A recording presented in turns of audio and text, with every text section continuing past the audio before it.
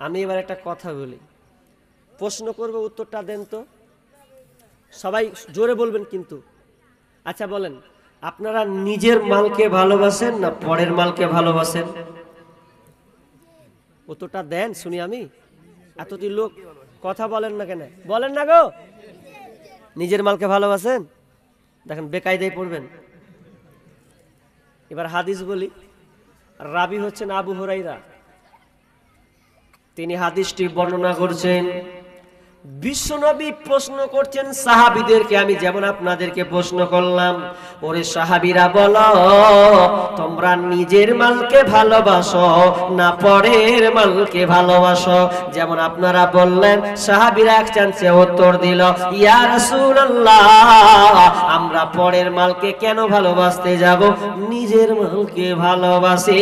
বিশ্বনবী বললেন, না না না, তোমরা নিজের মালকে ভালোবাসো না, বরং তোমরা পরের মালকে ভালোবাসো। তুমি জানোই না তোমার মাল কোনটি। বলো তোমার মাল কোনগুলা? 10 তলা বাড়ি করেছে ওটা তোমার? হ্যাঁ, 5 বিঘা জমি নিয়েছে ওই দুর্গাপুর টাউনে, ওটা তোমার? জি না। বিশ্বনবী বললেন, তোমার মাল 3টি। কয়টি? জোরে কয়টি? তাহলে আমার মাল 3টি। বিশ্বনবী এবার গোছিয়ে গোছিয়ে দিয়েছেন, তুমি যেটা খাও ওটা তোমার, তুমি যেটা শরীরে পোশাক পরো ওটা তোমার, যেটা তুমি আল্লাহ রাস্তায় জমা করো ওটা তোমার, তুমি যেটা খাও ওটা তোমার, যেটা তুমি পরনে পোশাক পরো ওটা তোমার, যেটা আল্লাহ রাস্তায় জমা করো ওটা তোমার, বাকি যত মাল এগুলো ওয়ারিসের। ওয়ারিস বুঝেন তো? মানে বাপ মরলে কে লিবে? বেটা তো। আর আপনি ফের কাল নিয়েছিলেন বাপের লয়? হ্যাঁ, এই মাল ধন ছিল তোমারও দাদার, সে মরে গিয়ে হয়েছে তোমার বাবার। বাপের মালেতে তুমি ওয়ারিস হইলে, কাল ছেলে ওয়ারিস হবে তুমি মরে গেলে। ধন ধন করিও না ধন অপরজন, মরিলে তোমার সাথে যাবে না কধন। ধন ধন অপরজন না রহে কাহার, অপরে তোমার মালে উড়াবে বাহার। আজ তুমি পরিতেছ রেশম পশম, কালকে পরিতে হইবে মরণের কাফন। একা অন্ধকার ছিলে মায়ের কোদরে, একা ফের যেতে হবে ঘোর অন্ধকারে। অনেক বড় কবিতা আছে, বললাম না? তাহলে আপনার মাল 3টি, যেটা আপনি খান ওটা আপনার, যেটা শরীরে পরেন ওটা আপনার। 3 নাম্বার, আল্লাহ রাস্তায় যতটি দান জমা দিবেন ওটি হবে আপনার। বাকি যত দুনিয়ার ব্যালেন্স টাকা পয়সা ধন সম্পদ আছে, সমস্ত মাল এগুলো ওয়ারিসের মাল। মানুষ কই যায় রে দুনিয়া ছাড়িয়া, মসজিদের ওই পালকি আইনা দোলা দেই সাজায়া, তারে জনমের লাগিয়া। মসজিদের ওই পালকি আইনা দোলা দেই সাজায়া, তারে জনমের লাগিয়া। এই বাড়ি লাগিয়া কত করলা মারামারি, মামলা মুকাদ্দমা কইরা উড়াইলা রে করি। এই বাড়ির লাগিয়া কত করলা মারামারি, মামলা মুকাদ্দমা কইরা উড়াইলা রে করি। আজকে তুমি যাবে চলে,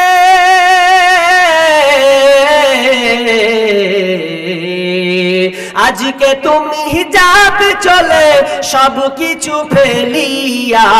মসজিদের ওই পালকি আইনা দোলা দেই সাজায়া, তারে জনমের লাগিয়া।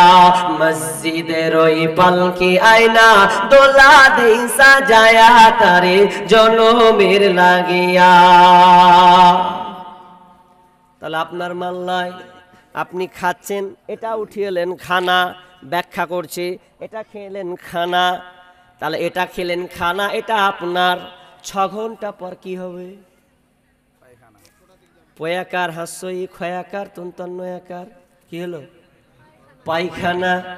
খালেন খানা মাইনাস হলো, ওটা চলে গেল টয়লেট পায়খানা, ওটাও টিকলো না, ওটা আপনার ছিল যতক্ষণ খেয়েছেন ওটা আপনার। নাম্বার 2, যেটা আপনি পরনে পরেছেন পোশাকটা ছিঁড়ে ভ্যানিশ হয়ে যাবে, নষ্ট হয়ে যাবে, ওটা হবে আপনার। আর 3 নম্বর, ওই ব্যক্তি চালাক হবে, ওই ব্যক্তি চালাক যেই ব্যক্তিটা বলল যে আমার মালকে আমি কবর নিয়ে চলে যাব। কিভাবে? তো কিভাবে? আমি অ্যাকাউন্টে জমা করে দেব, আর মরার পরে অ্যাকাউন্টে যখন জমা হবে ওগুলো আমি আল্লাহর কাছে তা সব পেয়ে নেব। যে চালাক ও নিয়ে যাবে, আর যে লেল খাপা ও খালি কইছে বেটাকে পড়বো একদম বাম্পার করে ইঞ্জিনিয়ার মাস্টার প্রফেসর। আপনাকে প্রমাণ দিব, কলেজের প্রফেসর মিডিয়াতে কাঁদছে, কলেজের প্রফেসর নাম কি? আব্দুল আউয়াল। কেন কাঁদছো জি বাপ? বলছে আমার 3টা বেটা। কি হয়েছে? 3টা বেটা তো 3টা বেটা, একটা লন্ডন, একটা ইংল্যান্ড, কোথায় কোথায় সব থাকে। একটা বেটি আছে, 4টা, তার 3টা বেটা, একটা বেটি। এখন নেটে সার্চ দেবেন, আমার কাছে সেভ করা আছে এখন। কি বলছে? কি হলো? বলছে বুড়িয়ে গেলাম, ছোট বেটাকে 72 লাখ টাকা দিয়ে পেনশনের টাকা দিয়ে পড়ালাম, এরপরে সবাই বিদেশে থেকে গেছে, আমি ছোট বেটাকে কত কষ্ট করে পড়লাম। ছোট বেটাকে বলছি বেটা রে বাড়ি আয়, তো বাপকে বলছে আব্বা বিয়ে করলেছি। বিয়ে করলেছ? তা আমাকে জানাবি না বাপ? বলছে না তোমাকে জানার কোনো প্রয়োজন নাই, বিয়ে করে নিয়েছি। তো আসবি না বউকে নিয়ে? বলছে না আসবো না, তুমি থাক, বুড়া মানুষ। 3টা বেটা বিদেশে আছে, মা মরে গেছে, বাপ হাউ মাউ করে মিডিয়ার সামনে বলছে আর কাঁদছে, হে পৃথিবীর মানুষ, বেটাকে পারলে মানুষের মতন মানুষ বানাও, মাস্টার বানায় না, ইঞ্জিনিয়ার বানায় না, প্রফেসর বানায় না, বানালে আগে মানুষের মতন মানুষ বানাও।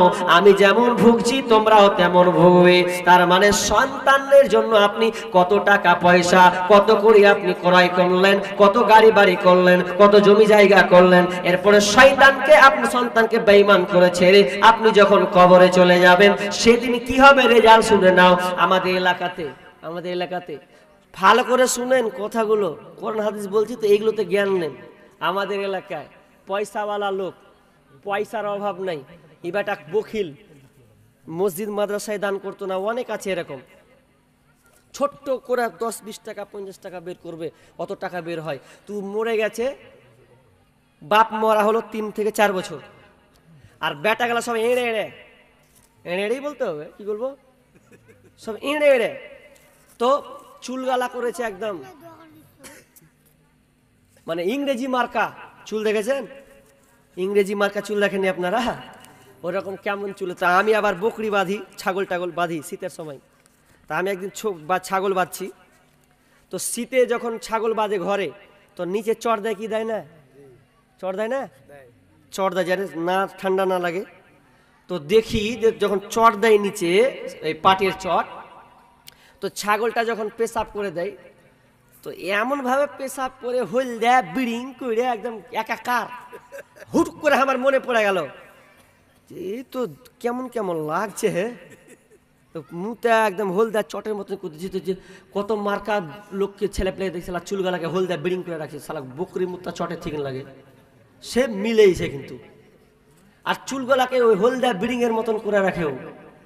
তো আর যে লোকটা মারা গেছে 4 বছর হলো, বেটারাকে সব কিছু করে দিয়েছে, কোনোদিন দান করে না, বেটারা মূল্য আর ভাগ পেয়ে নিল, আর কি থাকলো, আর কিছুই নয়। এবার সব বেটা ভাগ নিয়েছে। প্রথমে বাপের টাকা দিয়ে বুলেট গাড়ি নিয়েছে, ভালো করে বুঝেন, বুলেট গাড়ি নেওয়ার পর এবার বাপের কবর আপনার কিনা বাম দিকে আছে, আর আমি আপনার কিনা দেখছি দৃশ্য, যখন আপনার রাস্তার পাশে কবরস্থান, বেড়িটা ধরালছে বাপরে, এখানে সামনে লয়, এখানে একটা বেড়ি ধরিয়েছে, আর বাপের কবর এখানে পড়ে আছে। গিয়াটা বুলেট গাড়ি পাওয়ার কত ফুল দেখলাম।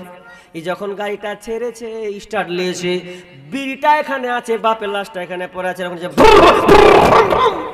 আলো, আর বাপের লাশ ওখানে পড়ে আছে।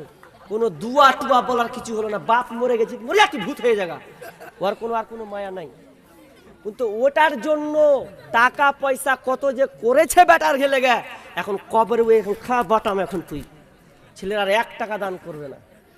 আজকে ওটাই প্রমাণ হয়েছে। দেখান আপনি যে ছেলের জন্য আপনি খাচ্ছেন কে ক টাকা দিবে, আজকে প্রমাণ হবে, আজকে প্রমাণ হবে। মরার পর আপনি কি দেখবেন? জীবিত দেখলেন কিছু? খুব বুক ফুলেছেন যে আমি বেটাকে বাড়ি করে দিব।